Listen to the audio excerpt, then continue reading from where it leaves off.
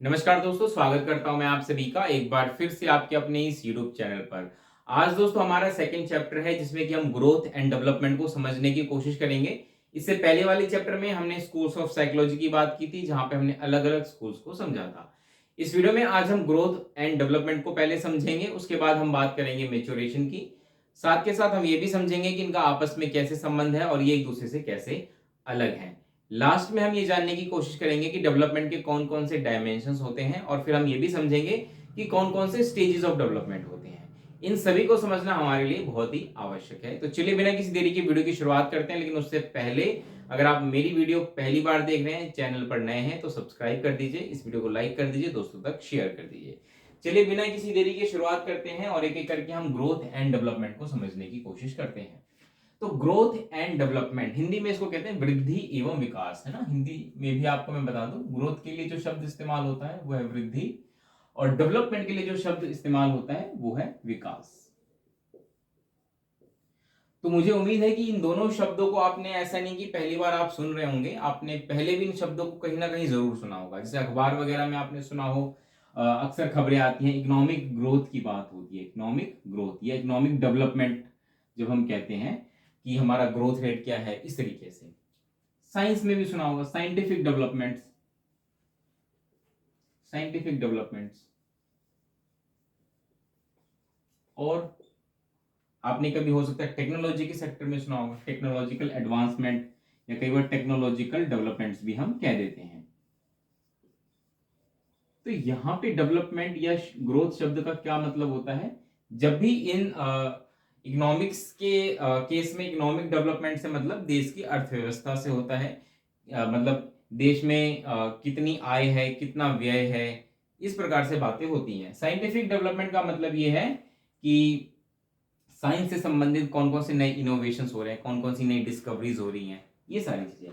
Technological development का मतलब होता है कि टेक्नोलॉजी से संबंधित नई नई टेक्नोलॉजी जो आती है। लेकिन जब हम सीडीपी में जब हम ग्रोथ एंड डेवलपमेंट को पढ़ रहे हैं, तो यहाँ पे संबंध हमारा किससे है, आखिर हम किसके डेवलपमेंट की बात कर रहे हैं। तो जब हम सीडीपी पढ़ रहे हैं तो हमारा जो मतलब है वो है चाइल्ड से। यहाँ पे हम बच्चे की ग्रोथ एंड डेवलपमेंट की बात कर रहे हैं कि बच्चे का ग्रोथ कैसे होता है या बच्चे का डेवलपमेंट कैसा होता है, कौन कौन से स्टेजेस होते हैं डेवलपमेंट के, कौन कौन से डायमेंशन होते हैं डेवलपमेंट के। तो यहाँ पे हमारा जो मेन अध्ययन बिंदु, जो केंद्र बिंदु है अध्ययन का, वो क्या है, बच्चा है, चाइल्ड है। क्योंकि बेसिकली चाइल्ड डेवलपमेंट का मतलब ही यही है। क्योंकि जब आप बच्चों को पढ़ाने जाएंगे तो वहां पे आपको जो बच्चे मिलेंगे, आपको उनके बारे में पता होना चाहिए कि बच्चे का किस प्रकार से विकास हो रहा है। ठीक है। तो आई होप आप समझ गए होंगे। कुछ बेसिक चीज आपको पहले बता दी मैंने कि ग्रोथ एंड डेवलपमेंट का मतलब यहाँ पे हमारा सिर्फ और सिर्फ बच्चे के ग्रोथ एंड डेवलपमेंट की बात कर रहे हैं, इसको किसी और रेफरेंस में हम नहीं समझेंगे। ठीक है। एक एक करके समझने की कोशिश करते हैं।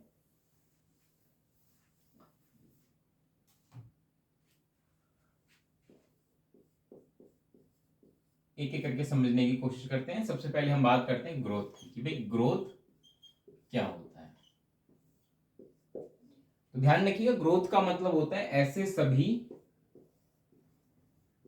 क्वांटिटेटिव चेंज, चेंज इसको हिंदी में हम कह देते हैं मात्रात्मक परिवर्तन। ऐसे सभी क्वांटिटेटिव चेंज एक बच्चे के अंदर जो हमें दिखाई देते हैं, वो सारे के सारे क्या कहलाते हैं, ग्रोथ कहलाते हैं। अब क्वांटिटेटिव चेंज क्या होते हैं? क्वांटिटेटिव चेंज का मतलब ऐसे चेंज जिनको हम नाप सकते हैं कि पहले ये था, अब बढ़ के इतना हो गया या अब घट के इतना हो गया। फॉर एग्जाम्पल, अगर किसी बच्चे की हाइट बढ़ रही है तो हाइट को नापा जा सकता है। किसी बच्चे का वेट गेन हो रहा है, बच्चे के वेट को नापा जा सकता है। तो ये कुछ ऐसे एग्जाम्पल्स हैं जो हमें बताते हैं कि हाँ, ग्रोथ क्या होता है। अगर मान के चलिए किसी बच्चे की हाइट पहले कुछ थी, अब बढ़ के कुछ हो गई है, तो हम नाप सकते हैं ना कि इतने सेंटीमीटर बच्चे की हाइट बढ़ गई है। इसी प्रकार वेट, पहले कुछ और थी, अब कुछ और हो गई, तो हम इसको नाप सकते हैं। तो कहने का मतलब हाइट और वेट ये ऐसी चेंजेस हैं जिनको नापा जा सकता है, और इसीलिए ये क्या कहलाते हैं, क्वांटिटेटिव चेंज। तो जब भी ग्रोथ की बात होती है तो ऐसे सभी चेंजेस से होती है जिसको हम नाप सकते हैं। आई होप आप समझ पा रहे होंगे, ये बेसिक मतलब है ग्रोथ का। वहीं दूसरी तरफ बात करें हम डेवलपमेंट की, कि भाई डेवलपमेंट का क्या मतलब होता है। तो डेवलपमेंट एक ब्रॉडर कंसेप्ट है, ध्यान रखिएगा, एक विस्तृत अवधारणा है डेवलपमेंट ग्रोथ के मुकाबले। कैसे? इसमें देखिए क्वांटिटेटिव चेंजेस तो आते ही आते हैं, प्लस इसमें क्वालिटेटिव चेंजेस भी आ जाते हैं। क्वांटिटेटिव हिंदी में मात्रात्मक और क्वालिटेटिव हो जाता है गुणात्मक। ये हिंदी शब्द मैं आपको साथ के साथ बता रहा हूं ताकि कोई कंफ्यूजन ना रहे। तो डेवलपमेंट का मतलब quantitative change plus qualitative change.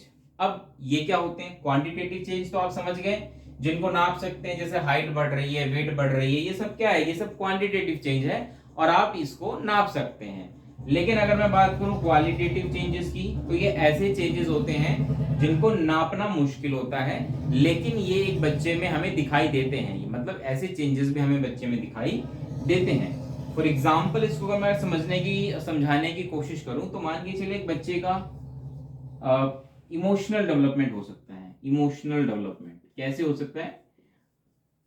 कि एक बच्चा है जिसने अपने आप को, मतलब पहले एक छोटा बच्चा जो बहुत तेजी से रोता था, हाथ पैर पटक पटक के रोता था, बहुत चिल्लाता था, अब उसके रोने का तरीका बदल गया है। अब वो रोता है लेकिन इतना चिल्लाता नहीं है, उसके सिर्फ आंखों से आंसू आते हैं।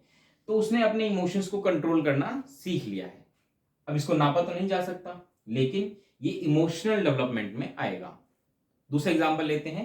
फॉर एग्जांपल मान के चलिए कि एक बच्चा है जो कि पहले मतलब सोशल डेवलपमेंट पहले उसका इतना अच्छा नहीं था, लेकिन अब पहले के मुकाबले अच्छा हो गया है। कहने का मतलब ये है कि पहले अब वो बाकी लोगों से के साथ रहना, मिलना जुलना उसको पसंद है। तो ये एक एग्जाम्पल हो गया क्वालिटेटिव चेंज का, कि पहले तो भाई ऐसा नहीं था, लेकिन अब पहले के मुकाबले बच्चा ज्यादा सोशल हो गया। ठीक है। मोरल डेवलपमेंट हो सकता है कि भाई बच्चा कोई भी डिसीजन ले रहा है, कोई भी एक्शन कर रहा है, वो कितना मोरल है, कितना इमोरल है। पहले हो सकता है उसके जो भी काम होते होंगे वो इमोरल होते होंगे, बैड होते होंगे, लेकिन अब वो धीरे धीरे मोरल एक्ट्स भी करने लगा है, यानी कि नैतिक जो उसके डिसीजन होते हैं वो होते हैं इस प्रकार से। तो ये सब क्या है? ये सब एग्जांपल है क्वालिटेटिव चेंज का। ठीक है, आई होप आप समझ रहे होंगे। तो डेवलपमेंट्स में क्वांटिटेटिव प्लस क्वालिटेटिव दोनों चेंजेस आ जाते हैं। इसीलिए मैंने आपको कहा कि डेवलपमेंट एक ब्रॉडर कंसेप्ट है। इसको एक डायग्राम से हम समझने की कोशिश करें तो मान के चलिए ये एक बड़ा सर्कल है, इसको मान लेते हैं डेवलपमेंट, और इसके अंदर एक सर्कल है ग्रोथ का। ठीक है, ये ग्रोथ हो जाएगा और ये डेवलपमेंट हो जाएगा। तो इस प्रकार से आप समझ सकते हैं कि डेवलपमेंट एक बड़ा कंसेप्ट है जिसके अंदर ग्रोथ एक उसका एक हिस्सा है। ठीक है, ग्रोथ सब कुछ नहीं है, ग्रोथ एक हिस्सा है। उसके बावजूद डेवलपमेंट में बाकी और एस्पेक्ट्स भी आ जाते हैं। फॉर एग्जाम्पल सोशल डेवलपमेंट, बच्चे का language development, emotional development, cognitive development, ये सारी ऐसी चीजें हैं जो बच्चे में शामिल होती हैं और उन सबको मिला के डेवलपमेंट कहलाया जाता है। ठीक है, आई होप आप समझ गए होंगे ग्रोथ एंड डेवलपमेंट में क्या बेसिक अंतर होता है। तो कभी भी आपसे पूछा जाए तो ध्यान रखिएगा, ग्रोथ का मतलब होता है क्वांटिटेटिव चेंज एंड डेवलपमेंट का मतलब होता है क्वालिटेटिव चेंज। ग्रोथ जो होता है इसको नापा जा सकता है, जैसा मैंने आपको पहले भी बताया था, और इसको नापा नहीं जा सकता। ठीक है, ग्रोथ के बारे में एक चीज और है कि एक तरीके से हमारा प्रोग्रेसिव चेंज होता है, इस चीज को और ध्यान रखिएगा। प्रोग्रेसिव चेंज, अब प्रोग्रेसिव चेंज क्या होता है? प्रोग्रेसिव चेंज ऐसा चेंज जो हमें आगे और बढ़ने में मदद करता है ना। ऐसा नहीं कि इस प्रकार का चेंज जिसकी वजह से हम और पीछे जाएं। फॉर एग्जाम्पल मान के चलिए कि अगर कोई व्यक्ति, कोई बच्चा दूसरे दोस्त लोगों के साथ मिलने जुलने लगा, तो हम कह सकते हैं हाँ सोशल डेवलपमेंट तो हो रहा है, लेकिन वो किस प्रकार के बच्चों के साथ मिल रहा है ये भी तो मैटर करता है ना। उसकी संगति कैसी, अच्छे बच्चों के साथ मिल रहा है या बुरे बच्चों के साथ मिल रहा है। अगर वो किसी ऐसे बच्चों के साथ मिल रहा है जो कि जिनमें कुछ ऐसी आदतें हैं जैसे कि नशा करना या बाकी चीजें, तो क्या ये बच्चा उन बच्चों के साथ रह करके अपना सोशल डेवलपमेंट सही करेगा या गलत करेगा? ऑफकोर्स गलत करेगा, नेगेटिव करेगा। तो डेवलपमेंट में प्रोग्रेसिव चेंज की हम बात करते हैं कि बच्चे में प्रोग्रेसिव चेंज आए। ठीक है, बच्चा धीरे धीरे आगे बढ़े, ना कि पीछे। आई होप आप समझ गए होंगे ग्रोथ एंड डेवलपमेंट में बेसिक डिफरेंस। चलिए आगे बढ़ते हैं, अब हम समझने की कोशिश करते हैं नेक्स्ट जो कि इंपॉर्टेंट कंसेप्ट है वो है मैच्योरेशन।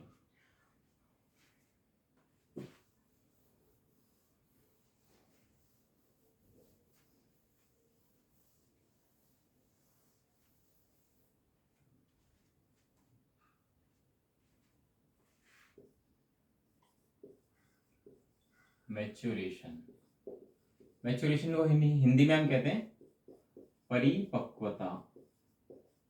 ठीक है, अब कई लोग कंफ्यूज हो जाते हैं मैच्योरेशन में और डेवलपमेंट में। कई बार लोग मैच्योरेशन को फिजिकल डेवलपमेंट से जोड़ देते हैं कि भाई तो फिजिकल डेवलपमेंट होता है, लेकिन मैच्योरेशन का कंसेप्ट काफी डिफरेंट होता है। ठीक है, इसको समझने की कोशिश करते हैं। पहली चीज ध्यान रखिएगा कि मैच्योरेशन का मतलब क्या होता है। मैच्योरेशन का मतलब होता है कि ये एक प्रकार की ऐसी क्रियाएं होती हैं जो कि हमारी हेरिडिटी से जुड़ी हैं। ठीक है, और ये ऑटोमेटिक होती हैं, ऐसा नहीं कि इस पर हमारा कोई कंट्रोल होता है। ठीक है, तो अगर मैं इसको और अच्छे से समझाने की कोशिश करूं तो मैच्योरेशन का मतलब ये है कि इसमें ऐसे सभी फाइलोजेनेटिक एक्शंस आ जाते हैं या डेवलपमेंट्स आ जाते हैं या एक्ट्स आ जाते हैं हमारे फाइलोजेनेटिक। अब फाइलोजेनेटिक हो सकता है आपको ना पता हो, तो फाइलोजेनेटिक का मतलब होता है ऐसे सभी एक्शंस जो कि ऑटोमेटिक होंगे, हम नहीं करेंगे। ठीक है, ध्यान रखिएगा, ये ऑटोमेटिक होंगे, हम नहीं करेंगे। और ये ऑटोमेटिक क्यों होंगे? क्योंकि ये सभी स्पीसीज में होते हैं, ऐसा नहीं कि स्पेशली मुझ में है। फॉर एग्जाम्पल चलना, हम जो होते हैं खड़े होकर चलते हैं ना दो पैरों पे, वॉकिंग। तो वॉकिंग एक फाइलोजेनेटिक एक्शन है ह्यूमंस में।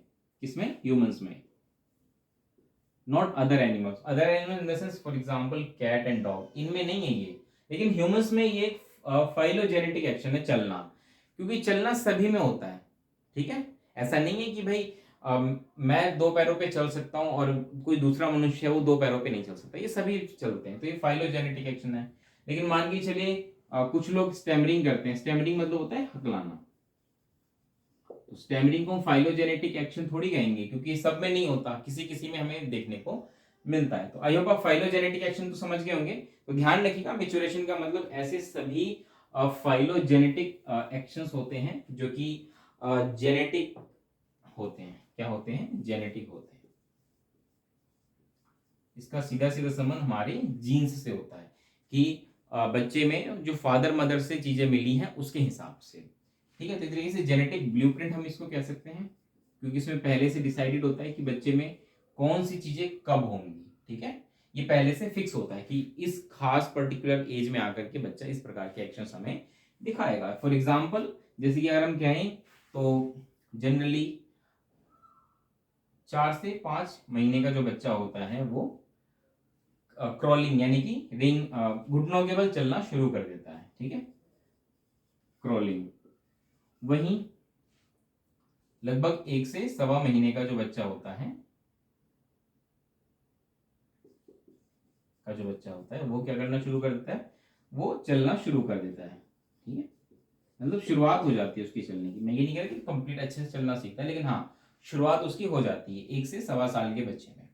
तो ये क्या है? ये कुछ जेनेटिक ब्लूप्रिंट्स हैं, पहले से फिक्स है कि ये चीजें इस एज में होंगी, इसलिए हम इसको कह रहे हैं जेनेटिक ब्लूप्रिंट्स। और ये फाइलोजेनेटिक एक्शन है, ये सभी ह्यूमंस में हमें देखने को मिलेगा, ऐसा नहीं कि इसे खास पर्टिकुलर बच्चे में देखने को मिलेगा, सभी में देखने को मिलेगा। ठीक है, तो फाइलोजेनेटिक एक्शन होता है, जेनेटिक ब्लूप्रिंट होता है। इसके अलावा ध्यान रखिएगा ये ऑटोमेटिक प्रोसेस होता है। ऑटोमेटिक प्रोसेस है, ऐसा नहीं है कि इसके लिए हमें कुछ खास एफर्ट करना पड़ता है तब जाके वो चीजें हमें दिखती हैं। ये ऑटोमेटिक होता है। ठीक है, आप नहीं भी करेंगे कुछ एफर्ट तब भी ये आप में होगा। जैसे बच्चा अपने आप चलना सीख जाएगा, अगर आप ऐसा नहीं कि अगर आप 2 महीने के बच्चे को चलने की ट्रेनिंग देने लगे तो बच्चा चलने लगेगा, ऐसा कुछ नहीं होता है। ठीक है, इसीलिए ध्यान रखिएगा कि मैच्योरेशन पर ट्रेनिंग का कोई असर नहीं पड़ता। आप सोचिए कि मैं ट्रेनिंग से बच्चे को बहुत सारी चीजें सिखा दूंगा, ऐसा नहीं होता है। ट्रेनिंग से बच्चा चीजें नहीं सीखता है, क्योंकि बच्चे में जब तक मेच्योरिटी नहीं आएगा वो नहीं सीख पाएगा। जैसे कुछ लोग होते हैं ना कि बच्चे को लिखना पहले से सोचते हैं कि मेरा बच्चा लिखना सीख जाए बहुत जल्दी। बच्चा एक खास एज में ही लिखना सीखेगा, उससे पहले वो लिखना नहीं सीखेगा, क्योंकि लिखने का संबंध आपको पता हो हमारी जो मोटर स्किल्स होती हैं, खासकर fine motor skills. I hope अभी आपको नहीं पता होगा, लेकिन डोंट वरी, इसके बारे में हम डिटेल में बात करेंगे। फाइन मोटर स्किल्स का मतलब ये होता है ऐसे चीजें जिनको करने में हमारी छोटी छोटी मसल्स का यूज होता है। फॉर एग्जाम्पल जैसे कि मान के चलिए मैं लिख रहा हूं, तो लिखने में मेरी छोटी छोटी हाथ की जो मसल्स होती हैं इनका इस्तेमाल होता है। अगर मैं अपने जूते के धागे बांध रहा हूं तो उसको भी बांधने के लिए छोटी छोटी जो मेरी मसल्स होंगी उंगलियों का, इसका इस्तेमाल होता है। तो ये कुछ ऐसे एग्जाम्पल्स हैं जो फाइन मोटर स्किल्स कहलाते हैं, और राइटिंग में फाइन मोटर स्किल्स में आता है।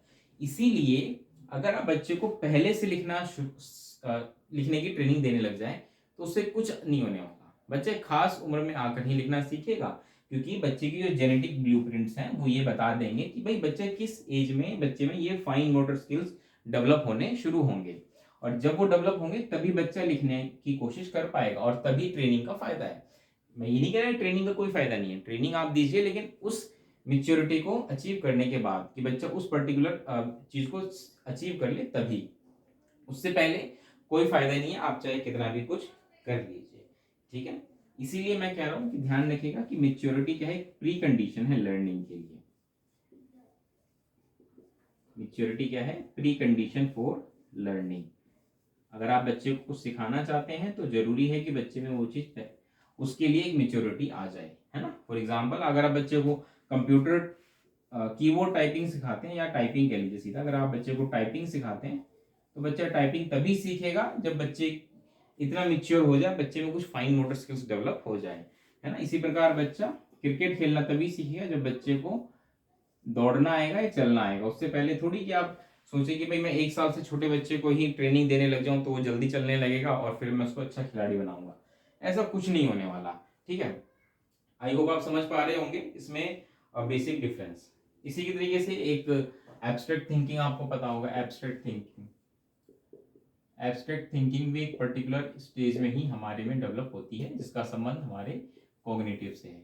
एब्स्ट्रैक्ट थिंकिंग मतलब ऐसी चीजों के बारे में सोचना जो हमारे सामने नहीं है। जैसे कि अगर मैं कोई कंसेप्ट आपको समझा रहा हूँ जो कि ऐसा है जो आपके सामने नहीं है, फॉर एग्जाम्पल मैं यूनिवर्स के बारे में अगर आपको पढ़ा रहा हूँ तो यूनिवर्स मैं आपको यहाँ से दिखा नहीं सकता, तो उस कंसेप्ट को आप कैसे समझेंगे, जब आप में एक खास मेच्योरिटी आएगी, है ना, आपका माइंड उस लेवल तक पहुंचेगा। जैसे पियाजे ने बताया था कि एब्स्ट्रैक्ट थिंकिंग की जो एज होती है जनरली वो जो अर्ली चाइल्डहुड के बाद, सॉरी, जो चाइल्डहुड की एज होती है उसके बाद की होती है, यानी कि 13 साल के बाद की जो एज होती है वो कहलाती है पियाजे के अनुसार जो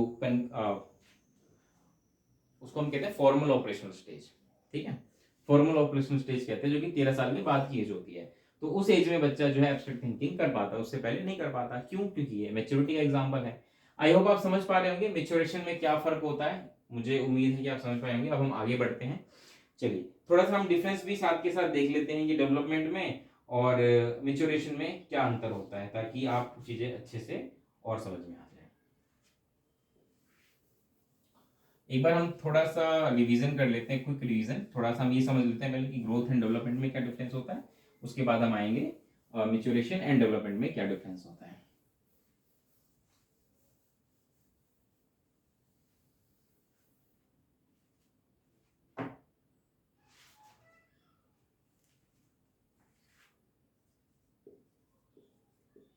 ग्रोथ एंड डेवलपमेंट।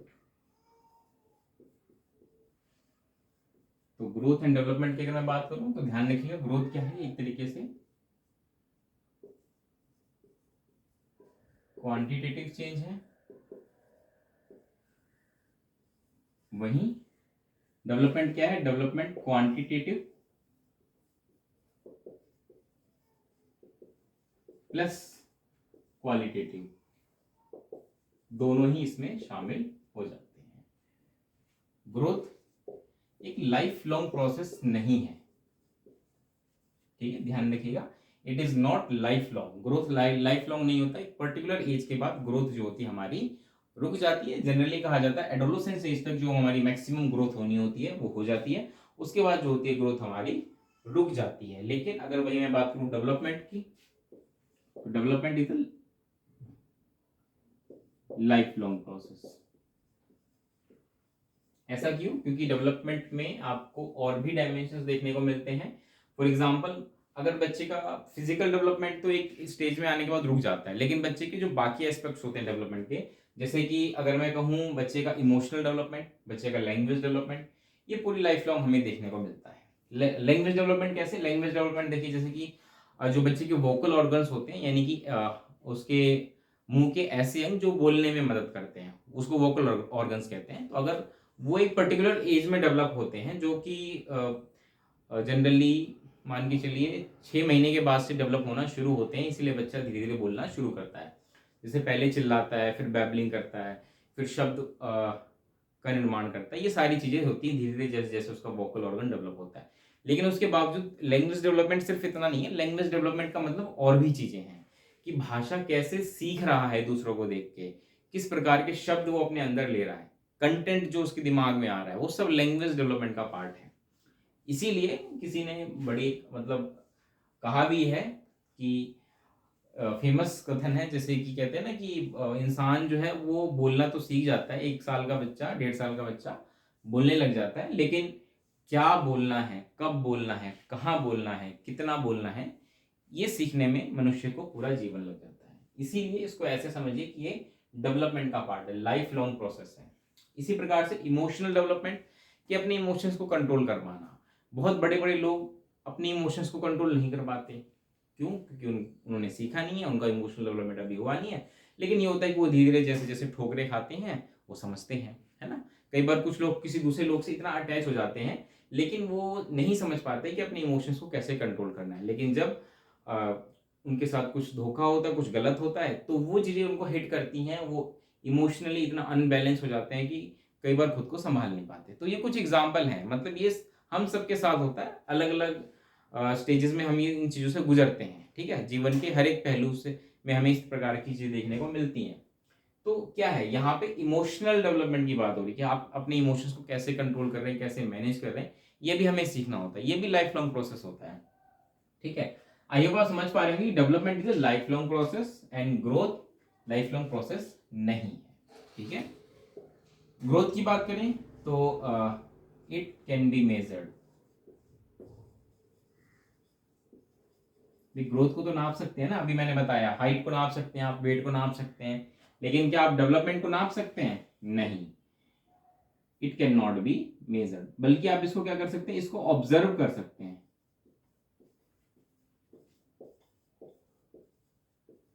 जैसे अगर किसी व्यक्ति किसी बच्चे का कॉग्निटिव डेवलपमेंट हो रहा है तो वो हमें ऑब्जर्व होगा। ऑब्जर्व कैसे होगा कि बच्चा अब धीरे धीरे कुछ डिफिकल्ट चीजें समझने लगा है ना। तो अगर वो ऐसी चीजें कर पा रहा है तो उसका क्या है, डेवलपमेंट है, वो हमें दिख रहा है, उसको नाप नहीं सकते। बच्चे का लैंग्वेज डेवलपमेंट, वो शब्दों को धीरे धीरे वो सीख रहा है, ठीक है, शब्द अच्छे से बोल पा रहा है, ठीक है। तो ये सब क्या है, ये सब हम ऑब्जर्व कर सकते हैं, नाप थोड़ी सकते हैं कि पहले कितना था अब कितना हो गया, जबकि इसको नापा जा सकता है, ठीक है। आई होप आप समझ पा रहे होंगे। ये कुछ इनमें बेसिक डिफरेंसेस होते हैं। इसके अलावा एक चीज और समझ लीजिएगा, वही वेन डायग्राम वाली बात मैं बता रहा हूं आपको यहाँ पे, ठीक है। इसको ऐसे समझिए कि growth is part of development. Growth क्या है, growth is part of development.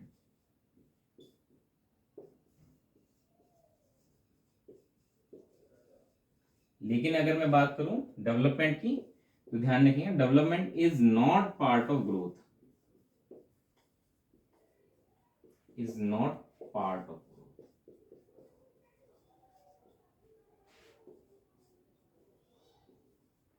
ठीक है, आई होप आप समझ पाए होंगे। अगर आप चाहें तो इनको नोट डाउन कर सकते हैं। मैं इसको मिटाता हूं और आगे बढ़ता हूं। मैच्योरेशन और डेवलपमेंट में बेसिक डिफरेंस समझने की कोशिश करते हैं। ज्यादा नहीं, थोड़ा सा ही है।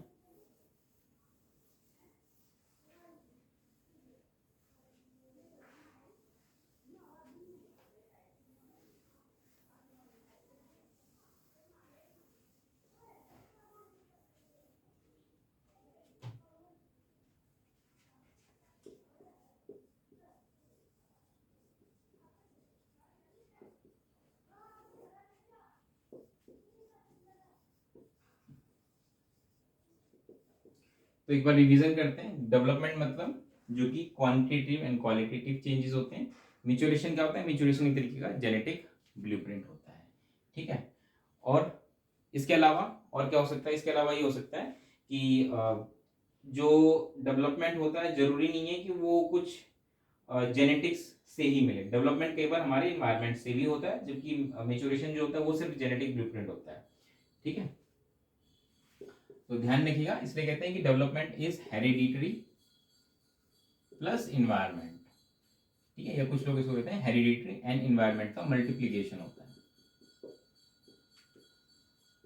जबकि अगर मैं बात करूं मैच्योरेशन, तो मैच्योरेशन सिर्फ हेरिडिटरी होता है, या जिसको जेनेटिक भी आप कह सकते हैं, ठीक है।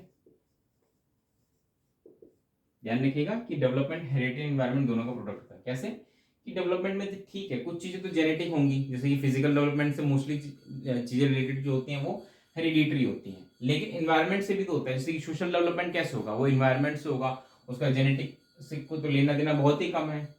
लेकिन मेच्योरेशन में सारी चीजें क्या होती हैं, जेनेटिक होती हैं, ये हम अभी पढ़ चुके हैं। ठीक है,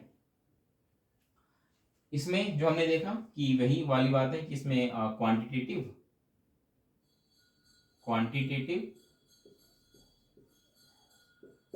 प्लस क्वालिटेटिव चेंज आ जाता है। वहीं दूसरी तरफ अगर मैं बात करूं क्वालिटेटिव चेंज आ जाता है। वहीं अगर मैं दूसरी तरफ बात करूं मेच्योरेशन की, तो इसमें आप कह सकते हैं कि एक तरीके से बच्चे की पोटेंशियल को दिखाता है ये पोटेंशियल। ठीक है, कि बच्चे के अंदर क्या पोटेंशियल है, जो कि जेनेटिक है। ऐसा नहीं है कि मैं बच्चे के स्किल्स की बात कर रहा हूँ, नहीं, जेनेटिकली क्या क्या पोटेंशियल्स हैं वो इसमें आ जाते हैं। ठीक है, तो एक तरीके से पोटेंशियल का एक्सप्रेशन होता है, एक्सप्रेशन। तो ये बेसिक डिफरेंस होता है डेवलपमेंट में एंड हेरिडिटी में, सॉरी डेवलपमेंट एंड मेच्योरेशन में। आई होप आप समझ पाए होंगे। नेक्स्ट हम मूव ऑन करते हैं और अब हम आगे पढ़ेंगे स्टेजेस ऑफ डेवलपमेंट।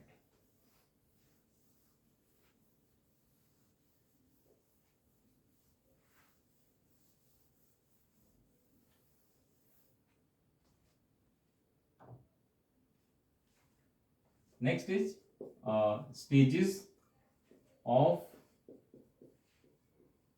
डेवलपमेंट। अक्सर हमें इसमें कंफ्यूजन होती है स्टेजेस ऑफ डेवलपमेंट में। उसका सबसे बड़ा रीजन ये है कि जब हम थ्योरीज वगैरह पढ़ रहे होते हैं ना, एक मिनट, जब हम थ्योरीज वगैरह पढ़ रहे होते हैं अलग अलग साइकोलॉजिस्ट द्वारा दी गई, तो अलग अलग साइकोलॉजिस्ट क्या करते हैं, उसको अपने हिसाब से कैटेगराइज कर देते हैं, एज वाइज बांट देते हैं। फॉर एग्जांपल अगर मैं पियाजे की बात करूं, तो पियाजे की अगर आप कॉग्निटिव डेवलपमेंट थ्योरी पढ़ेंगे ना, तो उन्होंने क्या कर रखा है कि कॉग्निटिव डेवलपमेंट बताते समय 4 स्टेज में बांट दिया गया ह्यूमंस को। जैसे कि सेंसरी मोटर स्टेज है, pre operational, concrete operational, formal operational, age wise.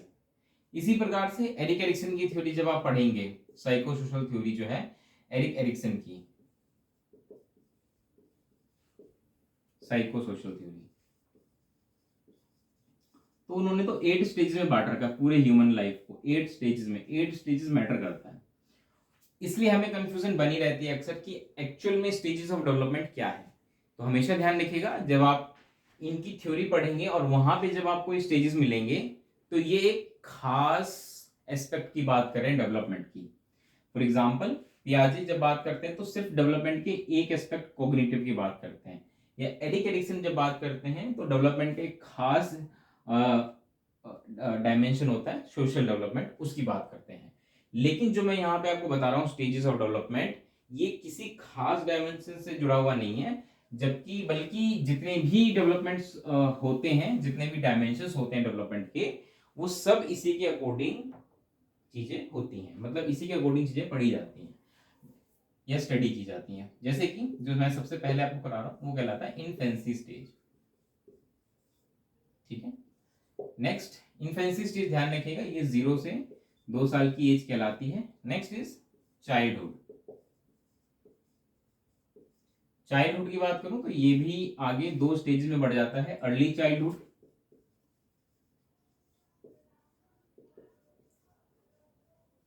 And later childhood.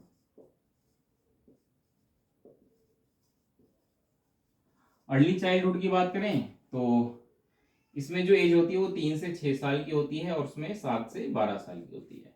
तो चाइल्डहुड की जो पूरी एज हो गई वो हो गई 3 से 12 साल। ठीक है, इसके बाद आ जाता है एडोलेसेंस। एडोलेसेंस हो जाता है ये 13 साल से शुरू होकर के 19 साल की जो एज होती है वो, और लास्ट जो आ जाता है वो हो जाता है अडल्टहुड, जो कि 20 के बाद की जो एज होती है वो अडल्टहुड कहलाती है। इन्फेंसी को हिंदी में हम शैशवावस्था कह सकते हैं। चाइल्डहुड हो गई बाल्यावस्था, एडोलेसेंस किशोरावस्था, अडल्टहुड प्रौढ़ावस्था। ठीक है, हिंदी शब्द इसके ये होते हैं। तो तो इस तरीके से आपको याद रखना है, क्योंकि जब भी हम पढ़ेंगे डेवलपमेंट के बारे में, आगे हम पढ़ेंगे और भी चीजें, प्रिंसिपल्स भी पढ़ेंगे, डायमेंशंस भी पढ़ेंगे, और जितने भी डायमेंशंस उनको डिटेल में पढ़ेंगे। लेकिन जब हम उनको पढ़ रहे होंगे तो जो कॉमन बच्चे में चेंजेस हमें देखने को मिलते हैं उसको हम इन्हीं स्टेजेस में कैटेगराइज करके पढ़ेंगे कि इन्फेंसी में कौन कौन सी चेंजेस होते हैं, चाइल्डहुड में कौन से होते हैं, एडोलेसेंस में और अडल्टहुड में। ठीक है, तो ये बेसिक स्टेजेस ऑफ डेवलपमेंट है जो कि आपको पता होना चाहिए, आप इसको नोट डाउन कर सकते हैं। नेक्स्ट एंड लास्ट जो हम इसमें अब पढ़ने जा रहे हैं वो है डायमेंशंस ऑफ डेवलपमेंट। देखिए, डायमेंशंस ऑफ डेवलपमेंट करने के बाद एक कंसेप्ट और एक टॉपिक और बचेगा, प्रिंसिपल्स ऑफ डेवलपमेंट, जो कि मैं इस वीडियो में तो नहीं बताऊंगा क्योंकि ये वीडियो बहुत लंबी हो जाएगी। प्रिंसिपल्स ऑफ डेवलपमेंट के लिए हमें अलग से एक लेक्चर बनाना पड़ेगा, लेकिन हाँ उसके अलावा बाकी चीजें इस लेक्चर में कंप्लीट हो रही हैं, कुछ भी नहीं आपका छूटेगा ग्रोथ एंड डेवलपमेंट से रिलेटेड। डायमेंशंस ऑफ डेवलपमेंट, अब इसका मतलब क्या है? इसका मतलब ये है कि जब मैं डेवलपमेंट की बात कर रहा हूं तो डेवलपमेंट का एक ही रूप नहीं होता, कई रूप होते हैं, और वो सब मिलाकर बच्चे का ओवरऑल डेवलपमेंट करते हैं, जिसको हम कहते हैं ना हिंदी में सर्वांगीण विकास। तो बच्चे का सर्वांगीण विकास जब हम कहते हैं तो इसमें हम बच्चे के सारे डायमेंशंस की बात करें डेवलपमेंट की, एक एक करके हम समझने की कोशिश करते हैं कि कौन कौन से होते हैं। पहला है physical development.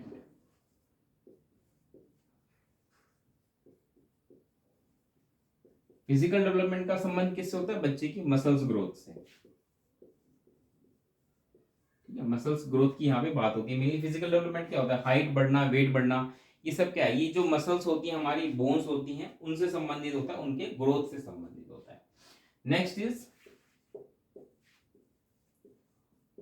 Cognitive development. Cognitive development का संबंध होता है हमारे मेंटल प्रोसेसिंग से, कि कैसे हमारा दिमाग इंफॉर्मेशन प्रोसेसिंग करना, कंसेप्ट फॉर्मेशन करना सीख जाता है। इसकी बहुत सारी थ्योरीज हैं जिसको हम डिटेल में पढ़ेंगे। Next is social development. Social development का मतलब क्या है? सोशल डेवलपमेंट का मतलब है इंटरेक्शन बिटवीन ह्यूमंस, कि बाकी लोगों के साथ मिलना जुलना, संबंध स्थापित करना, ये सब किस में आ जाता है? ये सब आ जाता है सोशल डेवलपमेंट में। Next is language development. Language development का संबंध किससे होता है? Development of vocal organs. बच्चे के वोकल ऑर्गन्स जो है वो डेवलप होते हैं, साथ के साथ इसमें क्या आ जाता है?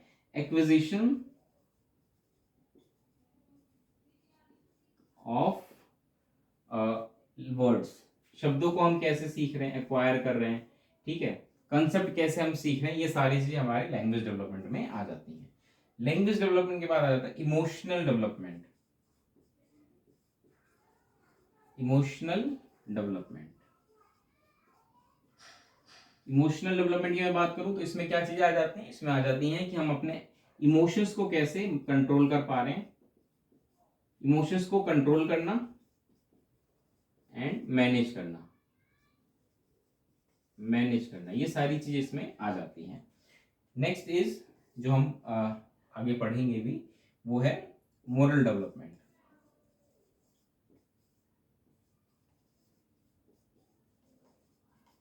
मोरल डेवलपमेंट का संबंध है कि decision making ability, decision making ability, और डिसीजन मेकिंग एबिलिटी यो भी कब?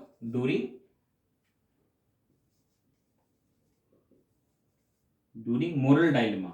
मोरल डायलेमा क्या होता है? ऐसी दुविधा जहां पे हमें सही और गलत के बीच में चॉइस करनी पड़ती है, उसको हम कहते हैं मोरल डायलेमा। तो इस प्रकार की जो हमारी डिसीजन मेकिंग एबिलिटीज होती हैं वो सब मोरल डेवलपमेंट का पार्ट हो जाती हैं। एक और है, वो है लास्ट जो हम पढ़ेंगे, वो है मोटर डेवलपमेंट।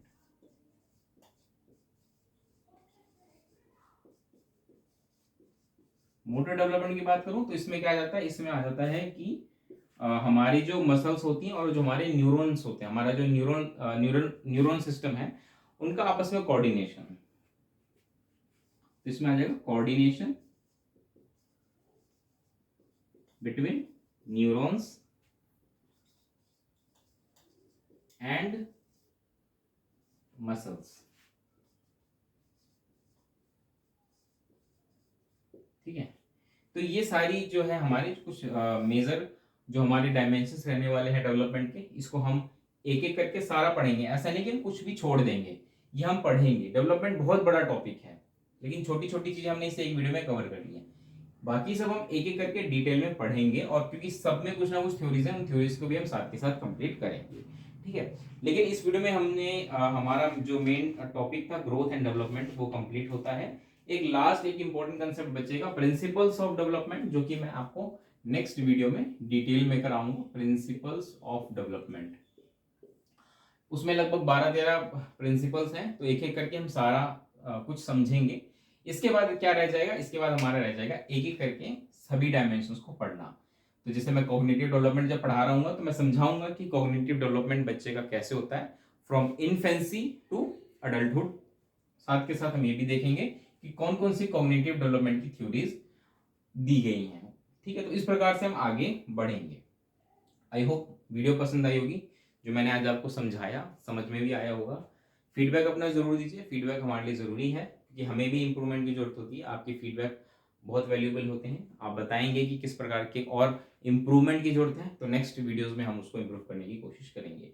ये वीडियो कैसी लगी बताइए, लाइक करिए, शेयर करिए। चैनल पर नए हैं, चैनल को सब्सक्राइब करिए, और मिलते हैं अगली वीडियो में। तब तक आप अपना ध्यान रखिए। नमस्कार, धन्यवाद।